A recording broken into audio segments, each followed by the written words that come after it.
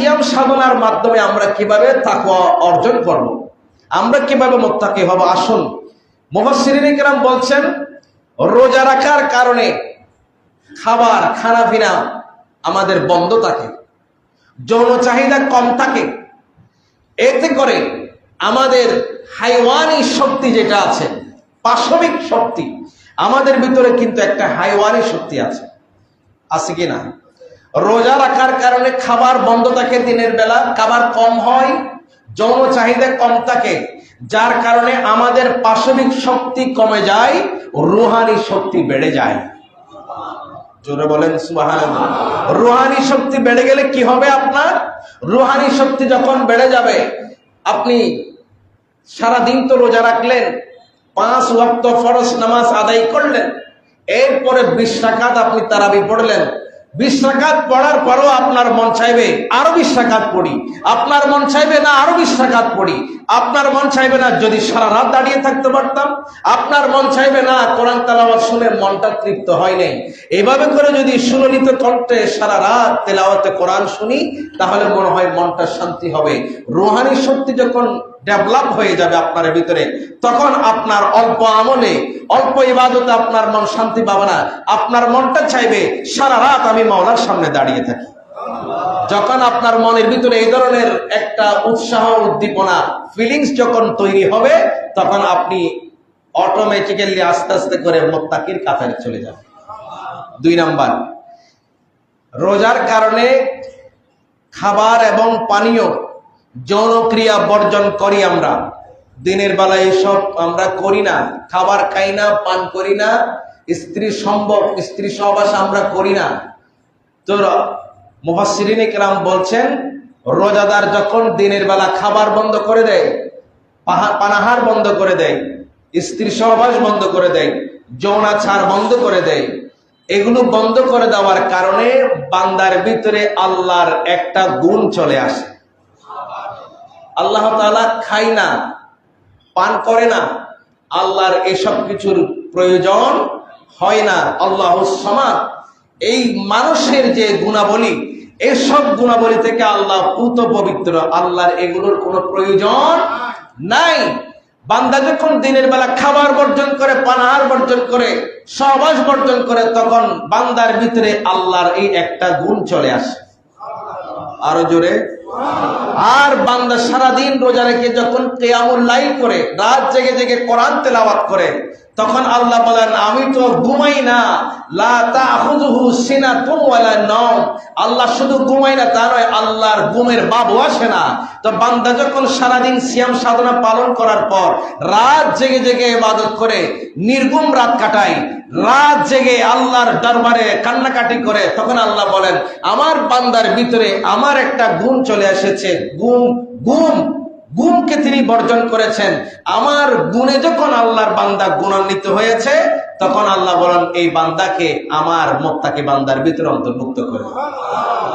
বান্দা যখন সারাদিন পানাহার থেকে বিরত থাকে, স্ত্রী সহবাস থেকে বিরত থাকে, রাতে ঘুম থেকে বিরত থাকে, তখন বান্দার ভিতরে ফেরেশতাদের একটা বৈশিষ্ট্য চলে আসে।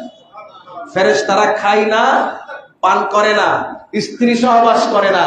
আবার কিছু ফেরেশতা আছে জীবনে ঘুমাই না, রাতের বেলা ঘুমাই না, দিনের বেলাও ঘুমাই না। এইভাবে করে যখন পানাহার, স্ত্রী সহবাস, গুণ বর্জন করে বান্দারা সিয়াম সাধনা পালন করে, বান্দার ভিতরে ফেরেশতার একটা কোয়ালিটি চলে আসে। আল্লাহর গুণ, ফেরেশতার গুণ বান্দার ভিতরে আসার কারণে সেই বান্দা মুত্তাকি হয়ে যায়। এখন সেভাবে কি আমরা করছি? একটু দেখবেন। এরপরে কিভাবে তাকওয়া অর্জন করব? রোজার মাধ্যমে।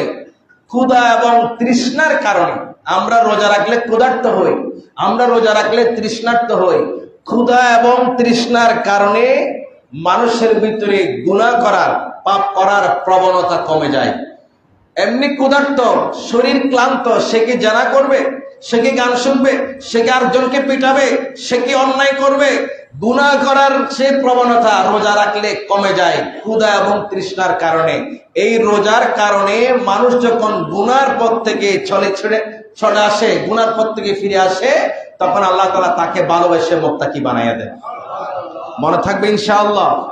এরপরে ক্ষুধা তৃষ্ণার কারণে, রোজা রাখলে ক্ষুধার্ত তৃষ্ণার্ত হই, ক্ষুধা তৃষ্ণার কারণে মানুষের ভিতরে অহংকার কমে যায়। কি কমে যায়? ঠিক কিনা? পরীক্ষা করেছেন? একটু অ্যানালাইসিস করবেন, নিজে নিজে একটু ধ্যান করবেন, বিশ্লেষণ করবেন। মুফাসসিরিন ইকরাম বলছেন রোজা রাখার কারণে ক্ষুধার্ত এবং তৃষ্ণার্ত হওয়ার কারণে বান্দার ভিতরে অহংকার, অহমিকা কমে যায়। তখন বান্দা চিন্তা করে, হ্যাঁ, আমার ভিতরে অহংকারের কি আছে? সামান্য এক গ্লাস পানির প্রতি আমি মুহতাজ। আল্লাহু আকবার। সামান্য এক লোকমা খাবারের প্রতি আমি মুহতাজ। ইফতারের সময় আমরা একটা খেজুরের জন্য মুহতাজ। একটা খেজুর যদি আগে পাই তাহলে মনটা শান্তি হয়, একটু ঠান্ডা পানি যদি আগে পাই তাহলে মনটা শান্তি হয়। তখন বান্দা চিন্তা করে, আমার কিসের অহংকার?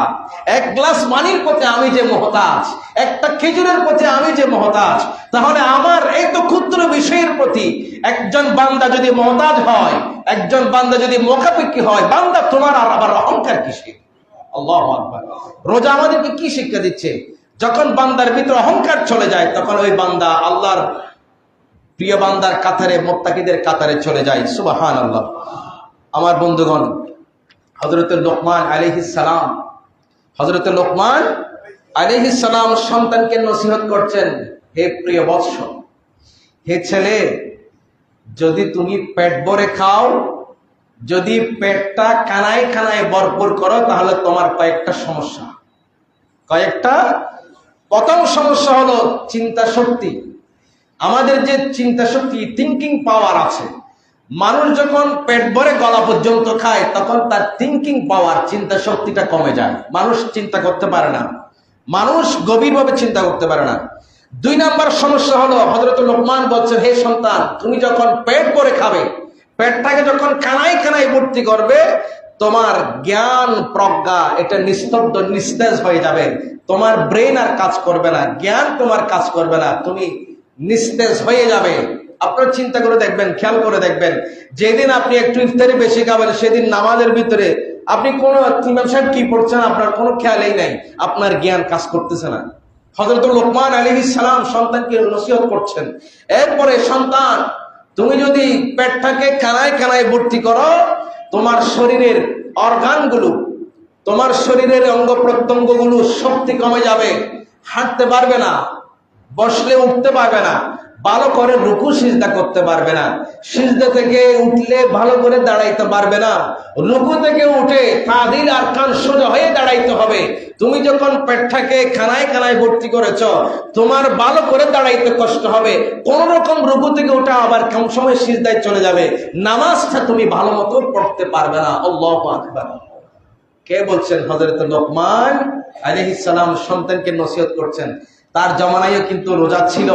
এরপরে 4 নাম্বার কথা হলো, হে সন্তান, তুমি যখন পেটটাকে কানায় কানায় ভর্তি করবে, তোমার অন্তরের কলব কি সাফাই দূর হয়ে যায়গা। তোমার অন্তরের যে পরিষ্কার পরিচ্ছন্নতা, অন্তরের যে একটা পিওরনেস, সেটা ফ্রেশনেস কমে যাবে। তোমার অন্তরে বিভিন্ন রকম ময়লা আবর্জনা, গুনাহের প্রবণতা চলে আসবে। আল্লাহু আকবার। এরপরে 5 নাম্বার, সন্তান, তোমার পেটটাকে যখন কানায় কানায় ভর্তি করবে তখন তোমার গুরুতর সমস্যা হবে, আল্লাহর জিকিরে তোমার শান্তি আসবে না। আল্লাহু আকবার। জিকিরে তোমার শান্তি আসবে না, মুনাজাতে স্বস্তি আসবে না। জিকির করলে তুমি অনমনা থাকবে, অন্য মনস্ক থাকবে, অমনোযোগী থাকবে, তোমার অন্তরে জিকিরের স্বাদ আসবে না, মুনাজাতের স্বাদ আসবে না। তো রোজা দেখেন, রোজা থাকার কারণে আমাদের খাবারের পরিমাণ কমে যায়, ঠিক কিনা? তো আপনি যদি চ্যালেঞ্জ করে সারাদিন আপনি খেলেন না, রোজা রাখলেন, সের আগে সে চ্যালেঞ্জে আপনি সেহরির সময়, ইফতারের সময় একেবারে খাইতে খাইতে গলা পর্যন্ত খাইলেন, আর আপনি কি কিয়ামুল লাইল করতে পারবেন? হযরত লোকমান আলাইহিস সালামের এই নসিহতকে সামনে রাখেন। এর নসিহতের ভিতরে আমাদের রোজার শিক্ষা আছে। রোজা রাখার কারণে খাবারের পরিমাণ কমে যাবে। এই যে 5টা সমস্যা, এই সমস্যা থেকে আমরা মুক্ত থাকবো, আমরা ইবাদত বন্দেগীতে স্বাদ পাবো, আল্লাহ ওয়ালা বান্দাদের কাতারে যাওয়ার সুযোগ হবে।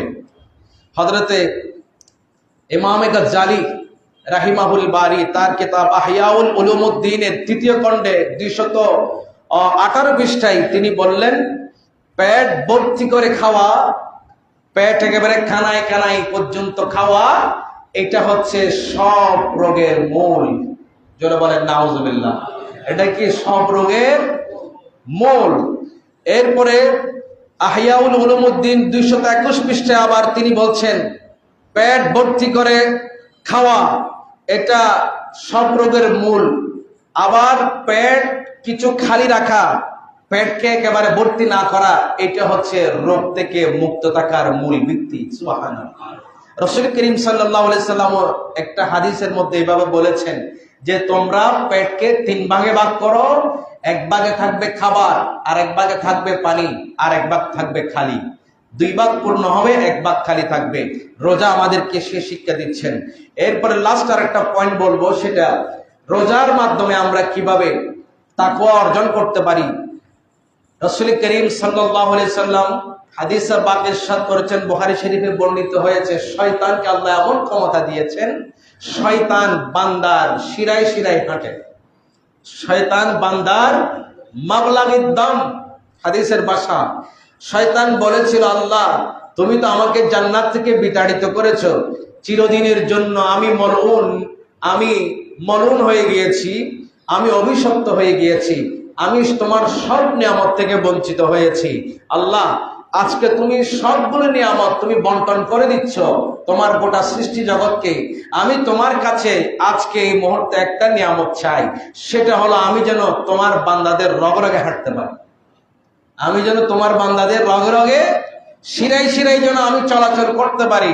তো মুফাসসিরিন ইকরাম বলছেন, রোজা রাখার কারণে দিনের বেলা খাবেন না, পানাহার করবেন না, খাবার কম হবে। খাবার কম হওয়ার কারণে শিরাগুলো সংকুচিত হয়ে যাবে। শিরা কি হয়ে যাবে? সংকুচিত হবে। রগগুলো সংকুচিত হয়ে যাবে। রগ সংকুচিত হওয়ার কারণে শয়তান আর হাইওয়ে রোডের মতো ফ্রিলি এভাবে দৌড়াদৌড়ি করতে পারে না। শয়তান আপনার শরীরে আর তেমন আধিপত্য